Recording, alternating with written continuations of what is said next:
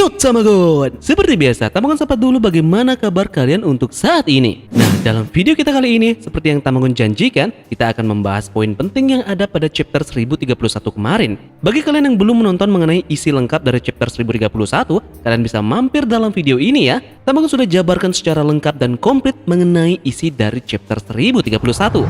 Nah, di sini kita akan membahas dan membedah mengenai detail-detail panel yang menarik pada chapter 1031. Nah, jadi apa saja poin penting yang menjadi sorotan pada chapter 1031. Namun sebelum itu, jika dari kalian kemarin ada yang belum sempat ikut pre-order ataupun ketinggalan info tentang baju One Piece yang lagi ngetren, kali ini pihak dari Misfit Society sudah membuka lapaknya di Shopee. Asiknya, di sini kalian bisa COD ataupun mendapat ongkir gratis. Untuk estimasi pengiriman nanti akan disesuaikan dengan di mana lokasi tempat kalian tinggal. Estimasi tidak lebih dari 2 atau 4 hari. Di Shopee ini tentunya banyak sekali desain untuk baju One Piece yang sangat amat menarik yang bisa kalian pilih. Mulai dari desain Luffy, Zoro, desain kru Mugiwara, dan desain lucu Luffy dan juga Usopp. Dan paling penting, kaosnya tersedia dalam berbagai pilihan warna. Jadi untuk kalian yang tertarik, kalian langsung saja order dengan cara klik ikuti toko. Pilih kaos dengan desain yang kalian mau, pilih warna dan ukuran, dan terakhir, tinggal check out. Mudah banget kan? Karena Misfit Society ini baru di Shopee, jadi mereka sedang mengadakan promo diskon juga dari harga kaos 160k. Namun dengan promo ini, kaosnya bisa kalian boyong dengan harga 112.000 saja atau 135.000 saja. Promo dibuka sampai tanggal 11. Jadi buruan, langsung saja berlayar di Shopee. Untuk linknya sudah Tamagon cantumkan di deskripsi video ini, oke? Jika sudah, terima kasih banyak dan bersiaplah nakama. Tarik jangkar dan mari kita berlayar.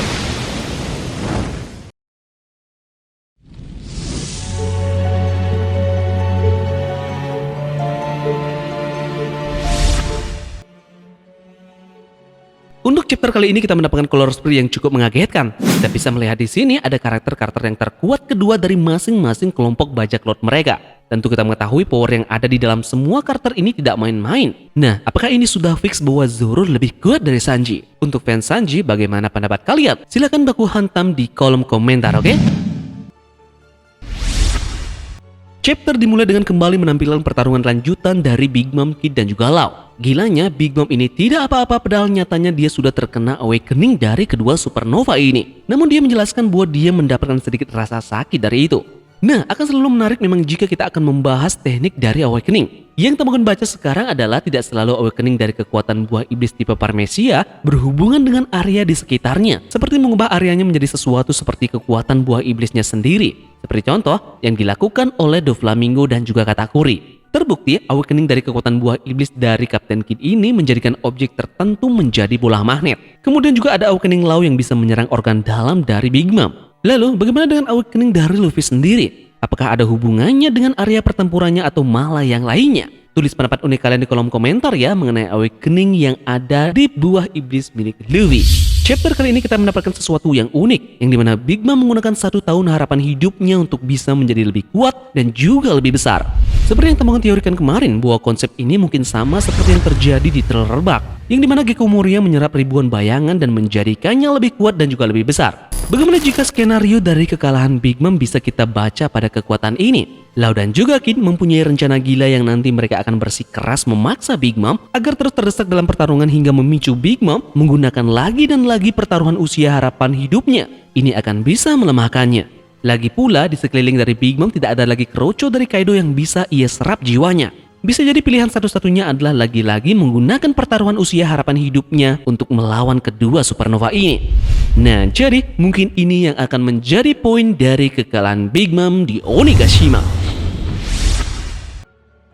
Poin selanjutnya adalah Apo yang bersikeras mengajak X-Drake untuk beraliansi. Tampaknya Apo ini mempunyai cara yang licik untuk mendapatkan tujuan pribadinya, namun di chapter kali ini, tiba-tiba saja X-Drake menolak mentah-mentah. Dari awal memang karakter Apo ini seperti layaknya ular, dia siap mengambil setiap kesempatan untuk menikam seseorang. Nampaknya memang di sini akan menjadi pertarungan dari X-Drake dan juga Apo. Di chapter kita kali ini, kita bisa melihat kerayahan yang dimiliki oleh kekuatan Apo. Lihat saja X-Drake yang berkali-kali membulinya karena dia sudah memakai Cotton Bud.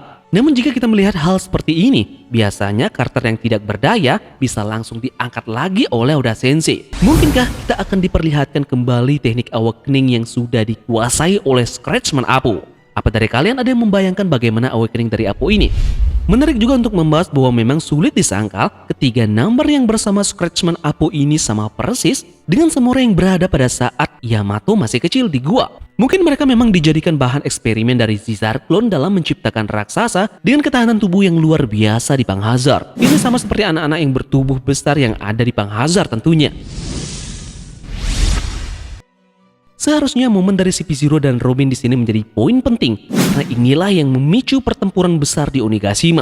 Brook tidak akan cukup kuat untuk menangani para member dari CP0 ini. Apalagi seperti yang Robin katakan, CP0 yang memakai topeng adalah karakter yang spesial, alias punya kekuatan yang gila. Nah tentunya ada pihak luar yang akan memang harus menyelamatkan Robin selagi para anggota kru topi jerami yang lainnya sibuk dengan musuh mereka masing-masing. Siapa ya kira-kira yang akan datang untuk kembali masuk ke dalam pertempuran? Jadi apakah akan ada bentrok yang melibatkan CP0 langsung? Apalagi di chapter ini mengatakan bahwa mereka mempunyai kekuatan yang di atas rata-rata. Tentunya musuhnya juga harus punya kekuatan di atas rata-rata. Aliansi topi jerami kah? Atau Monkey D. Dragon beserta revolusioner?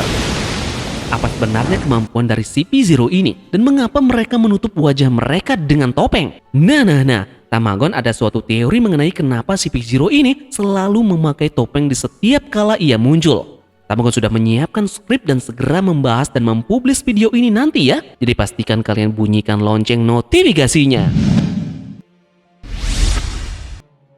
Poin penting selanjutnya adalah kita akan membahas tentang kekuatan Sanji setelah pertarungannya melawan Queen yang dimana pada chapter kali ini kita mengetahui Red Switch-nya dihancurkannya.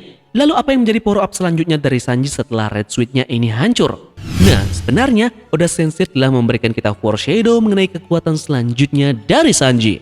Kita akan kembali ke SBS 1071 yang dimana di sana menjelaskan bahwa trio monster topi jerami mempunyai spesialisasi pada hakinya masing-masing. Luffy dengan Hao Shoko Haki, Zoro dengan Bosu Shoko Haki, dan Sanji dengan Kenbun Shoko Haki. Sekarang seperti yang kita tahu, Luffy saat ini lebih baik daripada dua rekannya dengan tipe haki spesial dari mereka masing-masing. Kita mengetahui dia bisa untuk membaca masa depan dan juga memiliki kekuatan Bosu Shoko Haki tingkat lanjut yang luar biasa. Untuk saat ini itu tentunya melampaui Zoro dan juga Sanji bukan?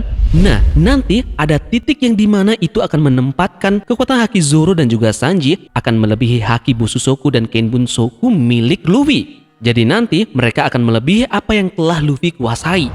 Nah untuk Zoro sebenarnya alasannya cukup jelas, yaitu dia seringkali mengatakan tanda petik bird of all things atau kemampuan untuk bisa memotong segalanya. Tentunya ini akan menempatkan haki Bosu Shoko dari Zoro akan melebihi tingkat advance itu sendiri. Nah untuk Sanji sendiri, dia tentunya kemungkinan besar akan mendapatkan penglihatan di masa depan seperti dengan apa yang Luffy kuasai saat ini. Namun itu tidak akan mungkin mentok sampai di sana. Dia pasti akan melebihi kemampuan tersebut karena itu adalah spesialisasinya. Sekarang kita akan ke penggambaran foreshadow yang bisa jadi memang Oda sematkan dalam beberapa panel di chapter sebelumnya. Sebelum time skip, pergerakan luar biasa dari Sanji cukup banyak disorot dari arc ke arc-nya. Ada momen yang dimana dia sangat sering sekali kita lihat pada saat di arc tersebut, dia tampaknya pergi sendiri lalu berada di belakang layar pada arc tersebut. Lantas, hal kejutan yang dia lakukan adalah telah melakukan hal-hal yang akhirnya menyelamatkan kru pada saat arc tersebut.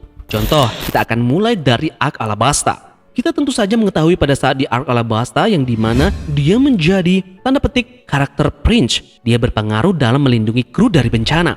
Saat itu topi jerami dijebak oleh Crocodile, namun ada Sanji di sana untuk menyelamatkan mereka. Lanjut, kita ke arc Skypiea.